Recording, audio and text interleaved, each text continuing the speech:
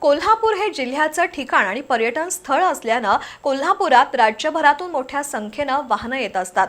त्यामुळे बाहेरून येणाऱ्या वाहनांवर प्रवेश कर आकारण्यासंदर्भात कोल्हापूर महापालिकेच्या आगामी महासभेत निर्णय होणार आहे। या धोरणाचा सर्वाधिक फटका इचलकरंजी आणि MH51 नोंदणी असणाऱ्या वाहनांना होणार आहे।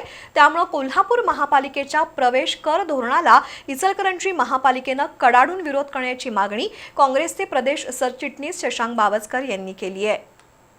इचलकरंजी हे जिल्ह्यातील दुसरं मोठं शहर आहे। 2024 पूर्वी MH09 ची नोंदणी वाहनांना होती, मात्र आता इचलकरंजी, हातकणंगले आणि शिरोळ तालुक्यातील वाहनांची नोंदणी MH51 सुरू आहे। इथल्या नागरिकांना वारंवार कोल्हापूरला ये-जा करावी लागते।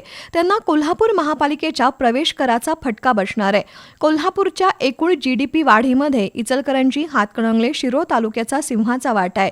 याचा गांभीर्याने विचार करून कोल्हापूर महापालिकेनं प्रवेश कर प्रस्ताव रद्द करावा किंवा MH51 नोंदणी असलेल्या वाहनांना प्रवेश करातून मुक्त करण्यासाठी इचलकरंजी महापालिकेनं एकमतानं प्रयत्न करावेत, अशी मागणी शशांक बावस्कर यांनी केली आहे।